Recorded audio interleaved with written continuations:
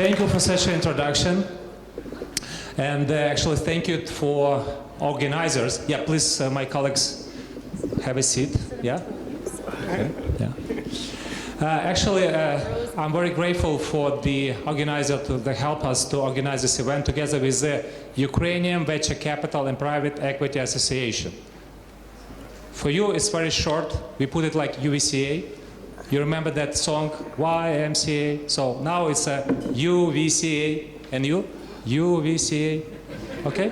Cool. So the name of our panel is actually Investment in the Big Companies. And I have a question for you.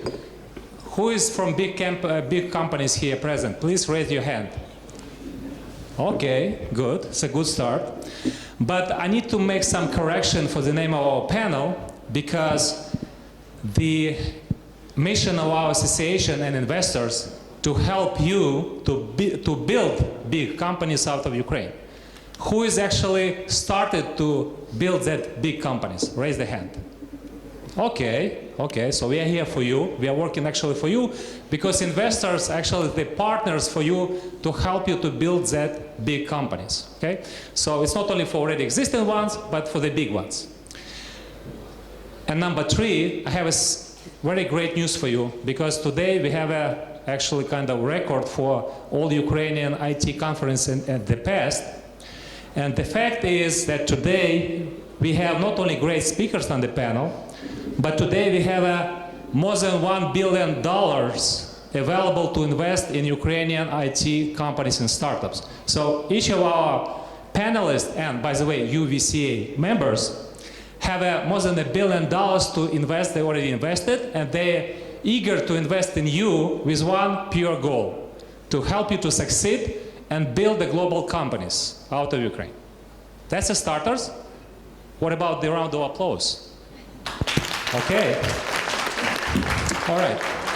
Thank you. We have less than 1 hour, 57 minutes to work. Okay. I'm gonna torture my colleagues with the questions first, and then I'll let you do the same. So you can ask anything you want. Okay. But please keep in mind that we have a professional talk, and this is the people that invest in and want to invest in you to help you succeed. And actually, as a starter, I will let my colleagues to introduce themselves. Okay. Yeah, start with Oleksii. Okay. And what do you do? Yeah, my name is Oleksii Vitchenko. I am CEO of Digital Future. I am serial entrepreneur, and 2 years and a half we launched our investment company. We usually invest into digital products that will be useful in the future on the global scale, and that's why our fund is named Digital Future. Okay. Okay. What else to say? I'm going to let you introduce it to go in more detail later. Okay. So now it's just a short introduction of what you do. What is the fund size? Maybe just short introduction. Within 2 years, we made more than 15 investments into 15 companies. Most of them are Ukrainian companies, and yeah. Okay, thank you. Digital goods, 15 companies invested so far, and many more ahead, I guess. Okay. Lenna? Hello, nice to meet you. My name is Lenna Koszarny. I'm founding partner, CEO of Horizon Capital. I'm also Executive Vice President of Western NIS Enterprise Fund. I mentioned both because both companies, I believe, are becoming rather substantial players in IT, in tech. And I want to talk today about both of them because some of, I believe, the most interesting things that are happening in the ecosystem are also coming from Western NIS Enterprise Fund right now. So I will talk about both. We've been on the market already for over 20 years. We have invested through the 3 funds in 118 companies, over $500 million, mainly in Ukraine, but also in near region. For us, also very important that 35,000 jobs have been created as a result of this, and we've been able to attract 1.4 billion in capital to the companies that we've invested in. So it's a long storied history. I can't say that our experience in IT and tech is just beginning. It's experience that really started 4 or 5 years ago, and that's also because of deal partners who have come from the bottom, from analysts, investment directors who are now partners who have really taken the firm into that direction. So nice to meet you, and thank you for joining us. Thank you. I'm Alexander Galitsky, but на українському це буде звучати Олександр Галицький, да? Actually, I'm Ukrainian born, Ukrainian spirit, Catholic and Orthodox in one family. So by this way, like I'm from here. Actually, I manage venture fund which name Almas Capital, which is based in Silicon Valley and in Moscow. Next, our office destination Berlin. So we manage after two funds. Now second fund, we invest in second fund and the end of stage of investment. And we are managing approximately, I don't know, around almost 40 companies, 7 successful, very successful exits. 25% of our money was related for some technology startups from here or companies, US companies, which working with Ukrainian engineers. So by this way, approximately 25%, I will say, which is a big number in addition to other companies which were American or came from Russia, Czech Republic, Estonia, Latvia, many destinations, Hungary. So, so it is what we are doing. So, Okay, thank you. Vitaly? Vitaly Golomb, born in Odessa, grew up in Silicon Valley, come to Ukraine quite a lot. For the last 16 years, had 3 of my own companies, my own startups, last one with an office in Kiev. Now I lead investments at the corporate venture fund of HP Inc., not to be confused with Hewlett-Packard Enterprise, different company now. We just launched in May of this year. We invest in Series A and B, 1 to 5 million. We invest globally. We invest in the third industrial revolution. So 3D printing, IoT, immersive, and smart machines and AI. So I'm a big supporter of Ukraine, obviously, and hope to find lots of good engineering talent that will turn into large businesses very soon. Thank you, Vitaly. I'm Andrey, Kolodyuk, and besides being the chairman of Ukrainian Venture Capital Private Equity Association, I'm also founder and manager partner of A Ventures Capital. It's an early stage fund, more than 10 startups, Ukrainian startups already invested. Some of you already know, like PetCube, Augment Pixels, Vox, and many more. And by the way, we have 2 companies. 2 joint deals. Yeah, 2 joint companies with Almas Capital. Vitaly did not join us. And StartWind, but Not on stage, no comment. not on stage, but maybe after this panel, we actually gonna join some of the rounds together. Okay, thank you for introductions. And actually, the first question I have for you, this is what everybody is interested in, is where you want to invest. What is your preferable areas, verticals, where you see the future?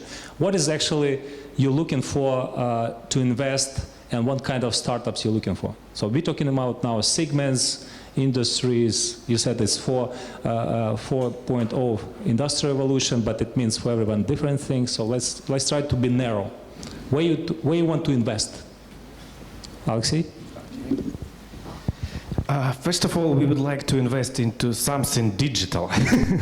We would like to invest into the project, software projects that can compete globally.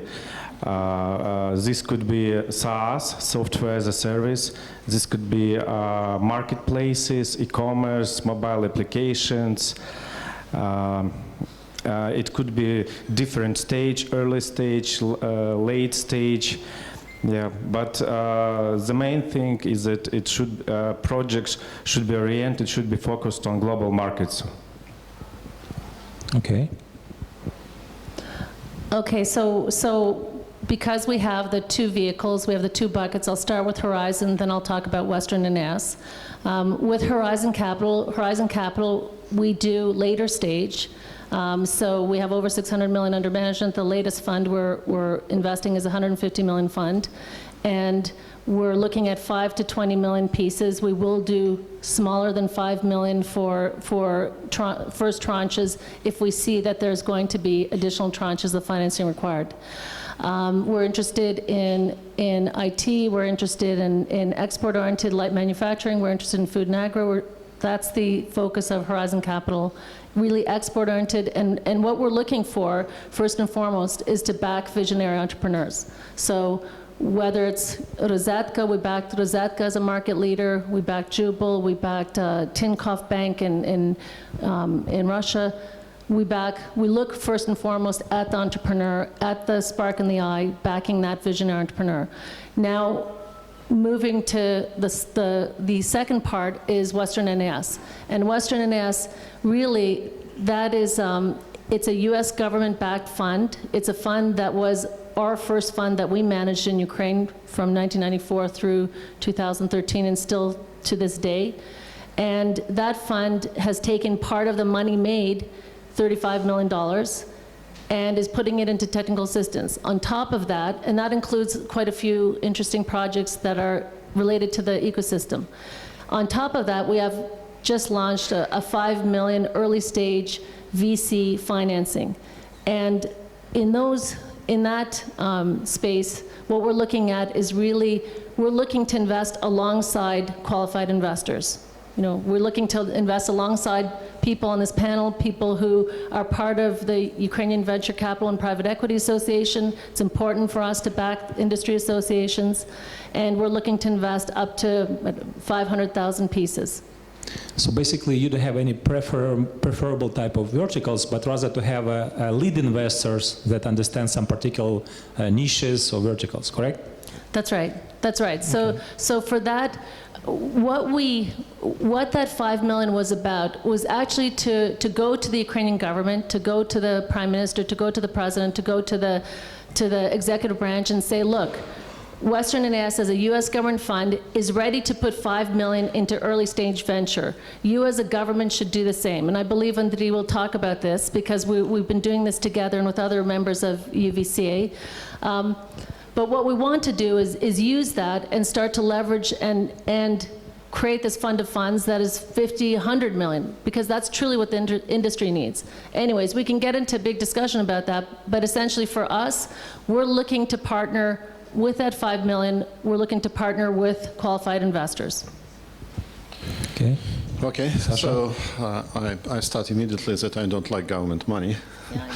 So I don't like prosecutors knocking doors of my startups, making difficult time for them. So from perspective of what we are doing, we actually managing, we invest in from seed to B series. Since we tried a few times to do a seed program, and one time that it happened, a company venture fund, Runa Capital, which became from this activity. So we tried to do differently with seed, and finally we decided that if you like company, it doesn't matter seed or not, we just go in and help company to grow.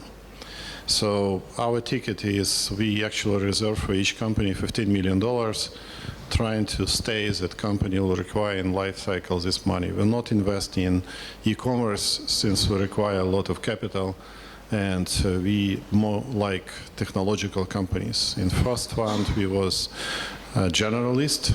We like what we like, we invest what we want. Since we needed to prove as soon as possible that we can do our job. And when we prove it, we became more selective. Second fund was more focused on cloud computing and all stuff which is making wave of changing of this industry. 3 IoT deals, from which one we make recently very nice exit. So, and rest of them we are managing, but we are happy since we almost return all money of investment from one deal. And speaking about future, we are looking mostly for waves. We decided that we need to build big story. And big story will come from, my opinion, 4 directions. One direction is collaborative economy. Second direction is artificial intelligence. Third direction is blockchain, or stuff around blockchain. And one more is fintech, which is possibly also built on blockchain, but blockchain is more wider than fintech. So 4 directions which can change many stuff, how business models working in many places. It is where we are targeting to look to our startups right now. Just want to have a question to the audience. Who has startups or big companies in these 4 directions? Please raise your hand. Okay. Many more? Oh, I count 6. Okay, so that means that, okay, yeah, more. So that means that blockchain, collaborative economy, clean tech is something that could be interested, because we have investors that already believe this is the future and eager to help you to build that future. Okay, thank you.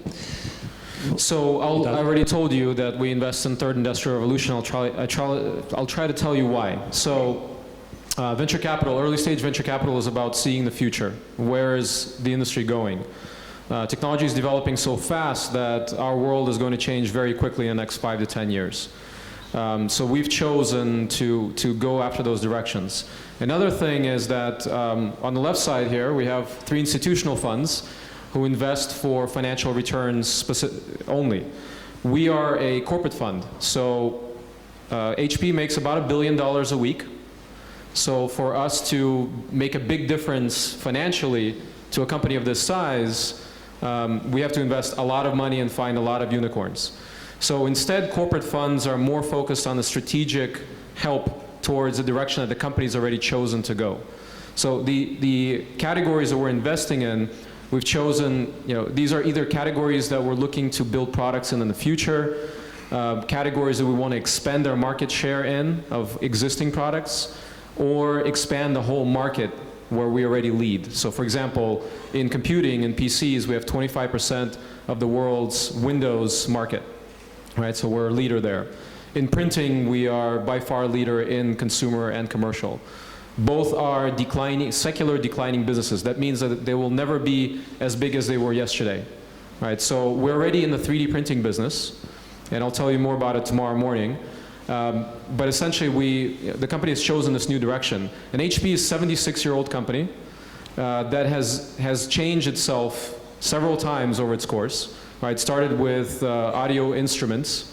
So scientific instruments went into calculators, went into the computer business thanks to Tom Perkins, who later started Kleiner Perkins, the famous VC firm. Later got into printing, in part thanks to Apple as well. And now it's another transformation period. So we just launched this fund. I think it's for the 4th time. A friend of mine said it's maybe HP's 8th time launching a venture arm. But now the idea is that, what's coming next for the company? So we're looking at these categories. We're looking to partner with startups, with some of the best brains out there, and it's worldwide, and especially in the categories that we're working in, which are heavily dependent on core science, on hardware engineering. So we're very positive on Eastern Europe, on Southern Asia as well, Southeast Asia, where this talent exists and where a lot of this technology is going to come from. It's no longer just about Silicon Valley. So that's how we look at it. We invest at Series A with large institutional investors side by side. We invest $1 to $5 million. So that means that the companies have to be ready to raise $5 to $25 million rounds. That means you don't just want to raise that much money, but your company is ready to take that much money and put it to good use. So that's the categories. Thank you. And I hope in this audience we have companies in 3D printing, IoT, and virtual reality, correct? Don't be shy. Yeah, okay, yeah, we have some people, some volunteers, okay. Thank you. And on behalf of Ventures Capital, we usually first invest in the company, investing an average $500,000, but with the idea to do follow-ons, meaning investing a few more times. And we've done many verticals, augmented reality, IoT, SaaS business, B2B, B2C as well. When we step in is actually to help you to scale your business which obviously have to be going global, right? To help you to scale your sales, to set up sales offices in the US, and this is our goal. And also to help you to raise next capital, which is a very hard job for those who tried it, to actually find other investors. That's why Ventures Capital love to syndicate with other VC investors, find other people who actually will help us to build the company together with you. Okay, coming to the next question, because probably many of you think that investors have a fancy life, right? But I can tell you from inside that investors have a hard job to do. You know why? Because even on the example of the ventures, we have talked to 2,000 startups and invested in 10. So that means that 99% of our job to say no to you. You know how hard it is to say no to you? Believe me, it's a hard job.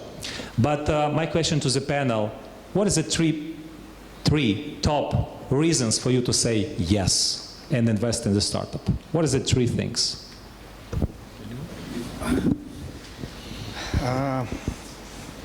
First thing probably is potential. The first question that we are asking themselves, how big can the startup be, and what is the potential of this project, and how many X can be received in the future? So this is the first question. Second question. X, just to clarify, X means in our business how many multiple on the investment capital. Okay? Yeah. 1 million X something. Yeah. Hopefully 5. Yeah. Okay. Yeah. The second question. The second is team. The most important people is the most important asset in every startup, and we closely review the team and founders of the startup. And the third question, question. What make you say yes? So how you make a decision? Emotional? No, not emotional. What is the trigger? What is the trigger for you? Probably that's about marketing, about market, about something. Is it project have something unique? Is it project has something really outstanding? Can it become a leader in its field? Okay, unique niche and ability to become an outstanding leader in that niche. Yeah. Okay. I say shortly, it is, yes, it is opportunity. Opportunity? Mm-hmm. Yeah, it is people. It is technology protection, since you look through competition. So, and it is important, the technology uniqueness, I will say, in competition. So it is 4 major stuff which you're looking to say yes and no at the same time. No, of course, it is many other reasons. Okay, thank you. Lenna? I would say there's one, and we look at spark in the eye. That's what we start off with. We look at the spark in the eye, and that really matters. And I know that may sound, for all of us investors, it's an art and a science. And you do have that intuition, and you do have that art aspect, and you do the science. You crunch the numbers, you look at all the market and the opportunities and the financials. But at the end of the day, every idea comes from a person. And we want to meet that person. We want to look into their eyes. We want to understand what is driving them. We want to understand what their vision is for the company. We want to understand how did they recruit the people around them? How do they treat how do they treat their R&D team? How do they treat their assistant? I mean, we want to see how they treat people, because ultimately that matters. That's going to reflect how they're going to treat their investor, how they're going to treat us. Everything starts with a relationship. So we look at that spark in the eye, we look for the passion, we look for the energy, because this is a long slog for many companies. You have to have that energy to do it. And it's a relationship. For us, it's a relationship. It is a long-term relationship. Example, e-commerce, the founder of Rosetka, that's a 3-year relationship that we built before we made the investment, before he wanted our investment. So for us, it really is that relationship. We understand that there are going to be good times, there are going to be bad times. If you don't have that relationship that has been built over time, then you may not be able to weather those difficult times. Of course, it's alignment for us also, as you correctly mentioned, we are institutional investors, so we have to be aligned on the exit. We have to be aligned on the vision. We have to be aligned on the strategies, the execution. All of that is important to us. Yeah. Sasha have number 4, right? No, I don't have number 4. I don't look on the spark on the eyes. It is nice in dating. I'm sorry. Okay. So, but He doesn't like anything I say. Government money, spark in the eye, that's okay. What's the point? It is, for me, came to mind, it exists very great entrepreneur, Baronov, the partner of Radmir Timashev. And Baronov, when I look on his eyes, he sometimes smoke a lot. Yeah, I mean, cigarettes, yeah. I understand. And one day I interviewed him, it was like 2004, it is very funny. And I wanted to show the best example of exit at this time in 2003, 115 million exit, everybody like this one. And he came after heavy nightclub life. And he looked on investors and they told, tell us about your success. And he looked on them and told, it is so shitty country, it is so bad taxes. And looking on me, and I am completely unhappy. And he told, but I will tell you, it is so great life. I met today so nice girl in nightclub. So it was like stuff of entrepreneur. Never will invest, but it is the guys who did this 300 or 500 million in 3 years. After this. So by this way, you need to learn people to understand what behind their eyes do. And you need to spend time. It is why Andrey told we spend so much time speaking to people and try to meet and to find them. Right. Okay, Vitaly, what is your... So there's nothing more boring than a panel where everybody says, oh, I agree with the next person. So we're here to entertain, right? Are you entertained? It's after lunch, you're a little sleepy. Okay, so I'll tell you, our list is not, one or two things. It pretty much has to meet all the criteria. And it really starts with the team, and specifically in leadership skills. Right? If you're an early stage company, by the time we see you, it's a small team, 5, 10, 20 people. But how are you going to grow to thousands? And how are you as the founder going to lead those people? Are you sure in yourself? Are you sure in your vision? Are you able to communicate it? Are you able to infect people with your vision? If you can get somebody to see your vision, it's a vision. If you can't, it's a hallucination. Right? Keep that in mind. So the team and leadership. The other part of the team is that the team has to have experience and some special knowledge about the business that they're in. They need to be smarter than the other smart people solving the same problem. Okay? So that's about team. The market. It's not enough that it's a big market. Everybody gets confused and thinks, oh, it's a huge multi-billion-dollar market. The much more important part is the speed of growth of that market. You're building for 2 years from now, 5 years from now. If you get into a $1 trillion market that's shrinking 5% a year, that means that every customer you get, you have to take away from somebody else. From a more established company with a better name, with more money, with an established sales process.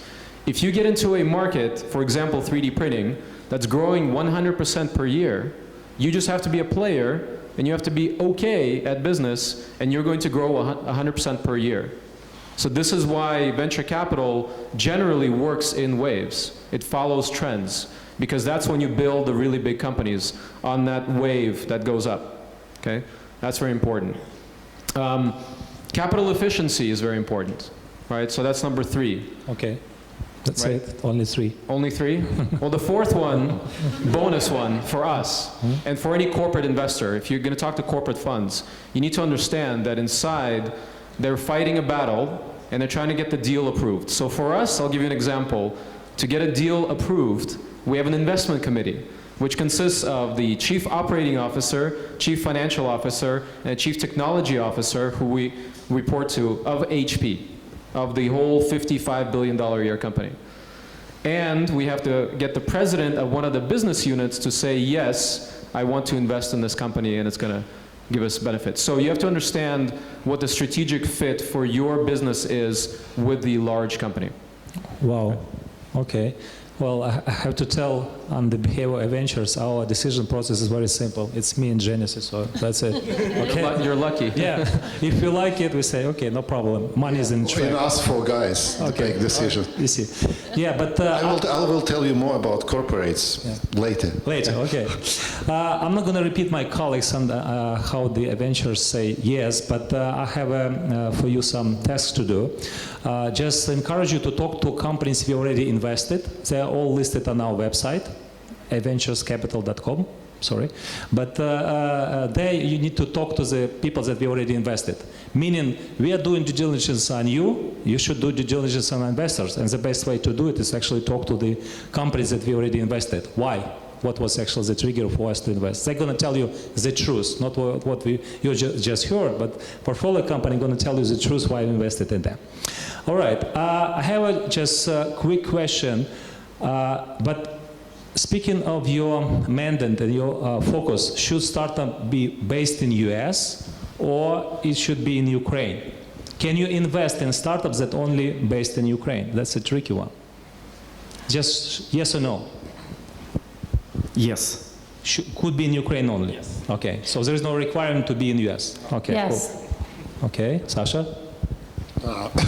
Can be based here, but registered somewhere else. Okay. Vitaly? No problem. Doesn't matter where they are. Okay, the same. Doesn't matter, no problem. Okay, I often hear something, especially from the journalists, there are so many barriers for foreign investors to invest in Ukraine, and this is the reason why they're not invested. But on the other hand, we made the research, and we counted last year 66 deals, and half of the capital come from the foreign investors. So what is the truth? Is there any barriers for foreign investors actually invest in Ukrainian startups? What do you think? Yes. Okay. Tell me what barriers and how we can fix it. So getting into any, coming from Silicon Valley, so I grew up in Silicon Valley, it's home for me. And it's the epicenter of venture capital. 80% of venture capital comes from Silicon Valley, and is invested more and more in companies. It's getting actually more concentrated in Silicon Valley. For an investor to be motivated to go out of their comfort zone, go to a different side of the world, to a culture they may not understand, to a business environment that they may not understand how to work in, and have no network in, it's very difficult. They have to have some extra motivation. So what's that motivation, right? They have to be opportunistic. It could be some natural resource they're going after. So, for example, Israel was able to create this effect with a lot of government help and a lot of backing of venture funds. So it was financially very interesting to invest in Israel. And there's a base of engineering, there's a base of a lot of things, and good business people as well. Singapore did the same thing. They did a lot of backing of funds, and this is how they created a magnet to bring venture capitalists to help build the ecosystem there.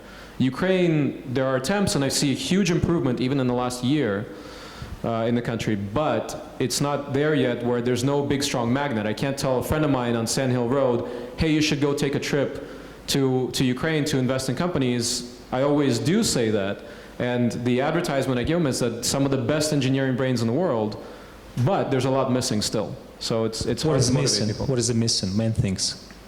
Experience. So business sales and marketing experience is very much missing in most places in the world. So Silicon Valley is unique, not in necessarily just having a lot of capital, but in multiple generations of experienced entrepreneurs, and currently about 50,000 director level managers that have built technology companies from nothing to exit. That experience takes a very long time to build up. It just doesn't exist. As soon as the Ukrainian companies that go to Silicon Valley, that get success, sell, or go public, and those entrepreneurs are motivated to come back and help the next generation, mentor and help build these companies and angel invest in these companies, that's how it's going to get started. Okay, good.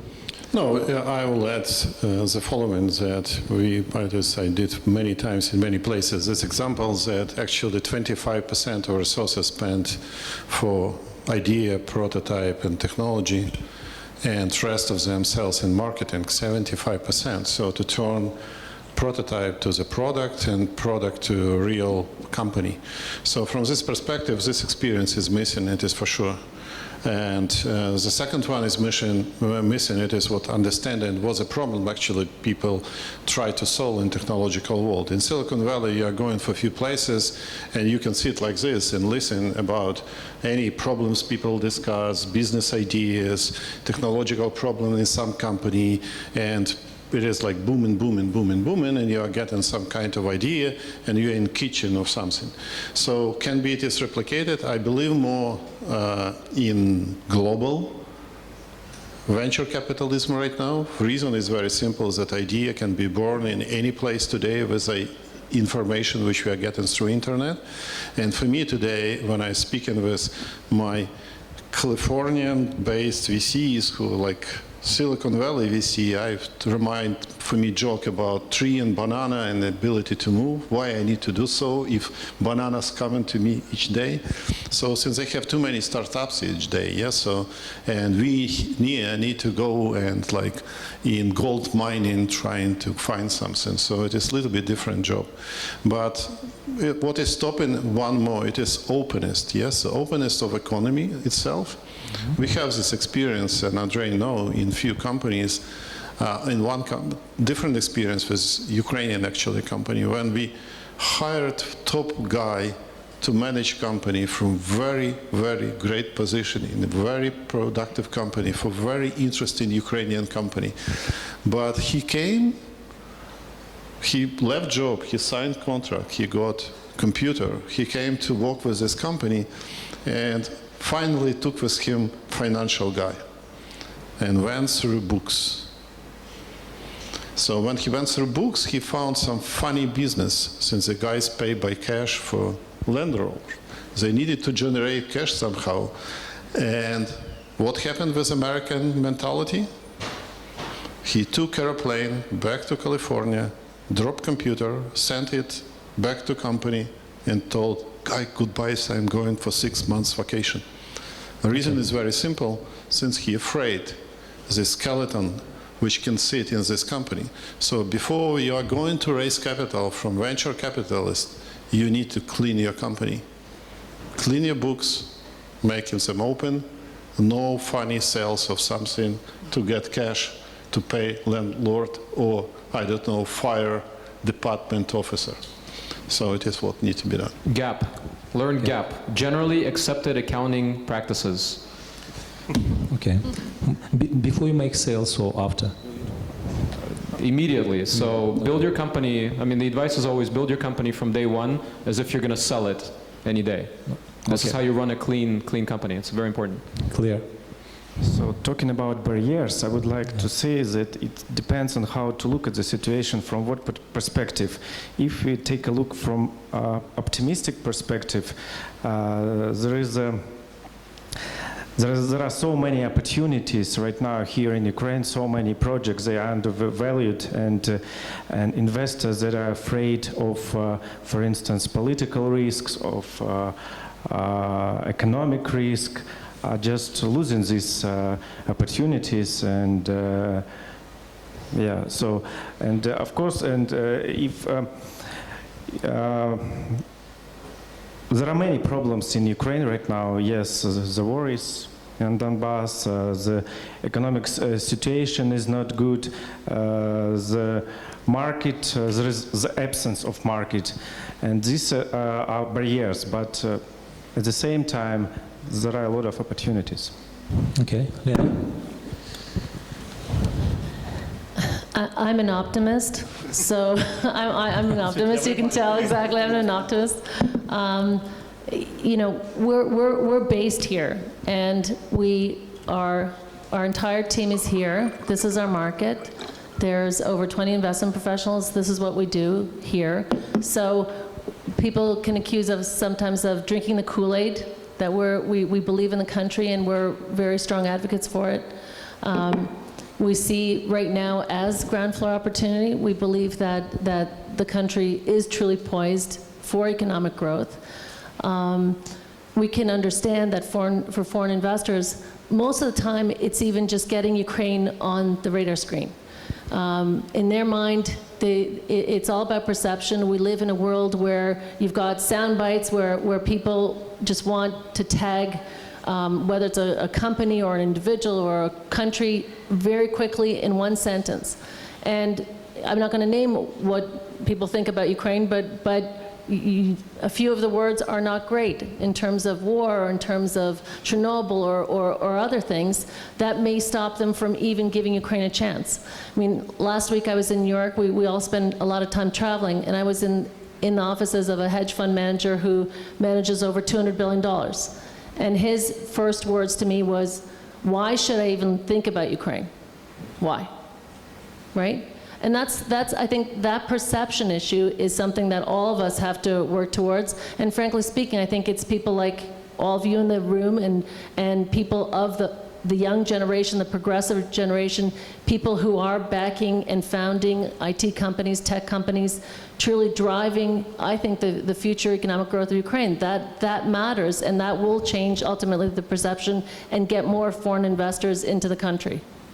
Thank you. Well, in my mind, I'm sorry. I was just going to add something real quick.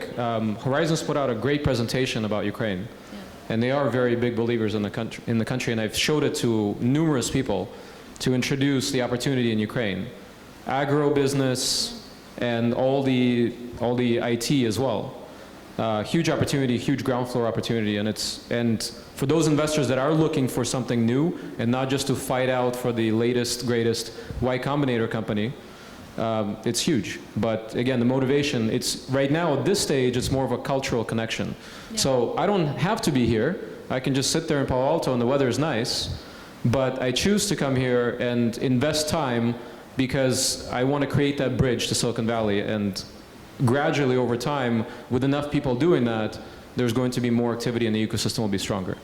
Okay, thank you. And Andrey, sure. And just to add to that though, I think all of us, all investors, and of course, we want to earn a return, and that's why we're investing. We want to earn a return. We have investors behind us, or you might have, principal-led. At the end of the day, people want to earn a return. But also, right now in Ukraine, all of us have to devote our time, and we do. We devote a segment of our time to building the ecosystem in whatever way. Whether it was all that, like you said, the range of videos, whether it's backing technology that's transforming the government. We backed Prozoro, we backed 1991 Open Data Incubator.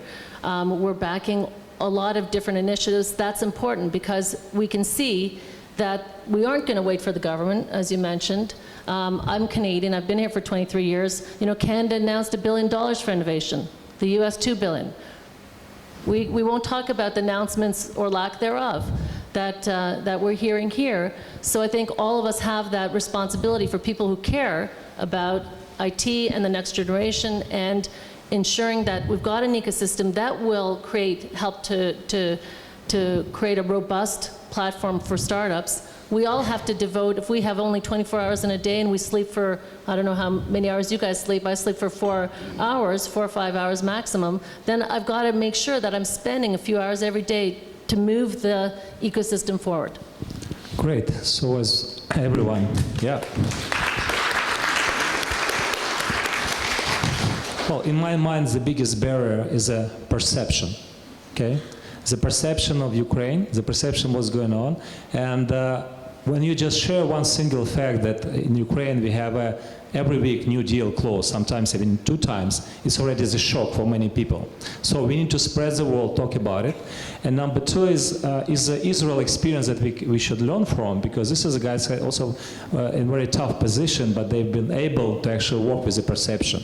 So the perception is barrier, but also there are many instruments to actually overcome this barrier, and that is to change the perception in any way we can. We can use anyone in the world to talk about good things, what's going on here, to change that perception day by day, day by day. It's not going to happen overnight. Okay, we have a time for questions, actually. Who wants to ask the first question? Raise the hand. And where is the microphones coming up? Okay, who wants to ask the question? Okay, cool. So I ask the question. It usually takes 10 seconds for you just to come up with something. I know it was very unexpected for you. My very quick question for you is the following, because many of you spend time in Silicon Valley. The question is, What is the difference between Silicon Valley ecosystem and Ukrainian IT ecosystem? By the way, the only country in the world that have built it themselves. I mean, with no government support. There is no any other IT and VC ecosystem in the world that never used any government support. It's only Ukrainian one, for you just to know. People don't know this fact, but is it true? So what is the difference between our ecosystem and what we should learn from the Silicon Valley ecosystem to actually empower Ukrainian one? Vitaly, I start with you, because you're a veteran. And So the differences are quite large. Nice weather always, yes. So I'll give you an example. Yeah, please be in short. So as far as scale, there are about 7.5 million people that live in Bay Area. That's a little bit bigger than Greater Kiev. 25% are directly employed in technology. A quarter of the entire population. And the other half are people, at least half are servicing those companies, etc. So it's really difficult to compare because it's an entire area since the 1950s that's pretty much dedicated to innovation and technology. To give you more specific things, because that's incomparable, the Silicon Valley capital is a lot more patient. What does that mean? That means that investments are made into companies that will not produce revenue or grow very quickly for some time. It's a gamble, and you're gambling, investing in technology that will be a breakthrough, and when it becomes a breakthrough, it'll be a company that becomes very big very quickly and go public or sell for a lot of money. That's the game. When you're talking about Ukraine or any other second, third tier market, there are a lot of local opportunities for you to create a company and become profitable relatively quickly. These could be B2B services, this could be e-commerce, this could be a number of things they can do regionally. And the expectations of local investors, local angels, are slightly different. They're not looking for 100 times their money back, necessarily, but they're looking for you to start returning capital and becoming profitable within a year or two. So that's a big, big, big difference of the question to yourself, right, where you should start your company. So if you're doing some heavy-duty innovation and you're investing in the future and you're going to want to build something really big and global, then there's not much of a support system here. But there are a lot of opportunities to build something locally, win here, and then expand. So, I don't know. Besides that, I mean, million differences. The entire support system, you have lawyers, accountants, managers, consultants, millions of people that are part of the industry there, where it's very lacking here. Well, in the UVCA association, we do have such a people. So they are part of our ecosystem. A few, yes. Well, we don't accept anyone, of course, only trustable ones. But anyway, what we can learn from Silicon Valley, in your mind, quickly and to deploy it and become much more stronger than we are? So the most important thing, and I saw a few companies upstairs, and I see the same thing over and over again. Too many features. You need to focus your product, focus on one solution, and get what's called a beachhead strategy. So if you go to Stanford Business School, you're going to learn all about this. You figure out a very small, narrow market where you can win, and you can get customers, and you can always expand from there. But if you spend too long sitting there and just adding features to a product for years and without a single customer, you're not going to do anything good. So that's probably the biggest piece of advice, and that comes from probably the last 5 or 6 years, maybe 8 years of development, and really this agile approach to building products. Don't assume that you know what your customer needs. Experiment and test, and get those customers. Get out of the building, get those customers with the first few features, be embarrassed of your product. Don't sit there and build something for 2 years without trying to talk to customers first. That's probably the most practical thing I can give you. Good one, thank you. No, I will make corrections that Silicon Valley not happened because of private money. It has happened, of course, because of government money. Since if you take 1970, it is where the big boom started actually investments. Private investment was $100 million in comparison to $4 billion from government in different stuff. And in 2009, it was a little bit different story. It was always $30 billion a year investment from private business, and from government still around $4 billion. So it is where exists this movement in any place.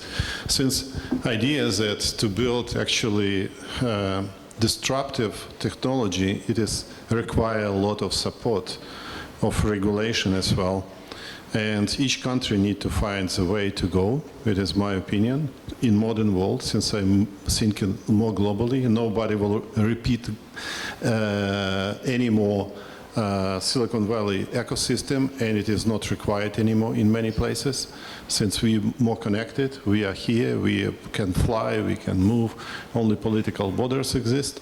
So from this perspective, you need to find your way to go. And when you're speaking about disruption, why it is happening in the US, it is the government make many disruptive decisions about internet, about many other stuff. If you're speaking today, I make example of Malta, for example. Who knows Malta? Malta is 500,000 people living. So what is special about Malta? It is very stable and very financially great country. So what's the point? Why they are so financially unstable? It is not tourism as people thinking. So it is the same time type of modern IT industry. What's the IT industry? Gambling. Since Malta made decision that it is legal to start gambling startup companies which serve all Europe and part of the world to make gambling software and different stuff around the world. I not think that Ukraine it is the way to go. But the point is, when you would like to make disruption, so you need to make laws which support technology. You know that autonomous drive cars is illegal in Europe. You know this? It is impossible to build technology in Europe. It is why Mercedes and others building this in the United States. Since in Europe, legally, you cannot drive car without drivers. So it is exists law, which all European countries need to agree to change. How long it will take? So by this way, countries need to find their way to go and find the way for future. It is my point about, it is a little bit not about Silicon Valley, but to move Silicon Valley spirit in some country. Oh, by the way, it's a good opportunity for Ukraine. We do have a law against the self-driving cars. Welcome to Ukraine. Okay, next. Not yet, at least. Look, we could be in any country, any place other than Silicon Valley, asking that question, because whether we're in Canada, you know, whether when I was in Australia, and you're speaking to people within the IT community, of course. I mean, Silicon Valley, that's like Everest. It's the pinnacle, and there's only one Everest. And Silicon Valley is that special combination of all of the things that you've described, and everyone who's been there knows exactly what we're talking about. So it is that, and wherever we are, whether Canada, Australia, everyone asks themselves that question: can I build the most viable company? Can I create a unicorn here in Canada or here in Australia, or should I go to Silicon Valley? I mean, that's the question that everybody asks themselves. And my only comment on that is that just as I would never climb Everest by myself, if I really wanted to climb Everest, I would go with a guide who knows what they're doing. And that's I think that's also a message that you know, buying a ticket, showing up and and saying, okay, now I'm gonna do this. I mean, I think it's extremely important to build that network relationships, to have relationships in Silicon Valley to across the board. So that's my comment about Silicon Valley. Any more? I would agree with my colleagues that we should go our own way, and I think that Ukraine cannot be compared with Silicon Valley. We should probably take a deeper look at Israel's success, and since we have so many talented developers, and we should create our own projects, our own startup ecosystem, and yeah, we should go our way. Okay, let's go our own way. Andrey, one thing about, when I was at Startup Nation Central in Jerusalem, it was a surprise to me to learn that 2 million engineers, Startup Nation, everyone thinks it's Israel. 2 million Russians, Ukrainians who really formed a backbone of Startup Nation Israel. Right. Yeah. That we can't ever forget that and they accredit it themselves. They say the roots. Ukraine is welcome for any immigrants from the world, from Israel, America, after the Trump wins. No, can I say? Come here. Andrey, I will say Sure. differently about Israel. It is a good example, but Ukraine has over 40 million population. It is completely different story. You can build the same as in Israel, but you need to think you are bigger than Poland. And Poland success building startups actually for local market with their stock exchange and everything can be very good example for Ukraine to go, especially it is coming from the same roots in some same conditions, same climate zone, I will say, the same agriculture story in the behind of the countries. So it is where you also need to get some idea and learning. 38 million people, here much more people, I think. Yeah, but I heard the fact, actually, the Techstars calculated that in Kiev there are more VC firms than in Warsaw, Vienna, Oslo, and Copenhagen altogether. This is a fact I've heard. Capital invested is the big question, though. I know. We have a time for one more last question. Go ahead. I hope it makes sense. Okay, so my name is Sasha. And I wanted to ask about relations, because this is something very important that is building relations between a startup and investors, and maintaining those relations. Because, for instance, some of founders may reach out to you today, but this sparkle, this chemistry that exists between founder and investor, it might fade away with the time. So how to maintain that right? Okay, how maintain the relationship with a startup? Quick ones, please, because we have one more question and the last one. Write regular follow-ups. Okay, cool. Any other suggestions? Yeah? Quick ones? We're gonna do the now. Quick one. Continuous meetings, being honest when things go wrong, transparency, and investing that time into. Anyone Actually, else? everything done, but it is update, and nicely update. So it is what need to be, and Is it that's all. email, Skype, personal meetings, etc.? No, everything what you can. No, email it is too tiring, I will say, since you need to answer on them. Okay. So if you're venture capital, especially early stage, is a relationship business, and the first filter on even taking a meeting is where that came from. So if another VC sends over a connection, then I'll usually take the meeting. Otherwise, one of the 100 messages on LinkedIn a day or Facebook doesn't usually work, because you're investing in the team and the people first of all, and you need to get to know them. Once you have the relationship, once you met somebody, if your question is how to raise money, and these are VCs that you met but you don't have a business relationship with, it's all about creating momentum, right? And it's a small industry, we all talk, and we'll notice when the company has momentum and is talking to a lot of people. Different, very long answer, but raising money is like enterprise sales. You have to make a plan and a list and go after it. But when you communicate in very short, succinct messages, whatever form you choose, because we get a lot of mail. And if you get a copy-paste, 2 pages of text on LinkedIn, that's not going to get read. If it's 3 sentences and they're the right sentences, asking for something very specific, that's the way to do it. Okay. I'm sorry, but very important. You need to know we just service. We serve entrepreneurs. It is first. You are king. The second one you need to know, you need to pick up venture capitalists which you want. It is more important, since you need to find the spirit which is close to you, which understand they are doing what you understand, and not just investors. Since other in case you will be killed. I have a very practical suggestion. Come to UVC events okay, and always be selling, okay, to our investors base. That's how you can Always find be it. closing. Always be closing, always be selling. Okay, last question because we have only 1 minute left.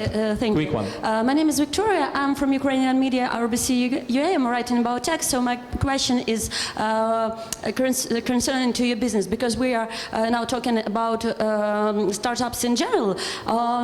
But maybe you have any big deals to be announced now. Maybe you're gonna to invest, Okay, make deals. some big investments to Ukrainian startups. So I know you will. Maybe Okay. you will announce. Let me rephrase. Are you planning soon close the deal, or maybe closed and announced? Or maybe now you have an opportunity, by the way. This is your answer. We are planning to close deals. Okay. All right, so you have an opportunity to announce anything, okay? Just anyone? Press is used strategically when our startups need customers, or to use that press somehow. To pre-announce something or to announce we're planning to future tense, if it doesn't happen, you're going to look pretty stupid. We like to announce exits. Okay, so by the way, any exit soon? Okay, that was We just did. We just did. We just did. All right. We need to relax. Yes. So. Okay, thank you so much. Unfortunately, we don't have a time for the more question, but I just want to resume with 3 more sentences for you to remember, because I see new people coming in this audience. 3 things to remember. Number 1, we, UVCA, have 41 members that invest in every week to Ukrainian startups in you. This is fact number 1. Number 2, we had not only these 4 members of our associations, they have more than $1 billion to invest in you, but we have many more. And number 3, go to Facebook, like UVCA page, and come to UVCA events, and to see more investors, and come to Olga Afanasieva if you need to help with investors. The money are here, this more importantly. And secondly, what is more importantly, we are your partners to build global companies out of Ukraine, both outsourcing, product, whatever. It's a one IT company with Ukrainian origination. So we invest in you. Slava Ukraini! Дякую, дякую.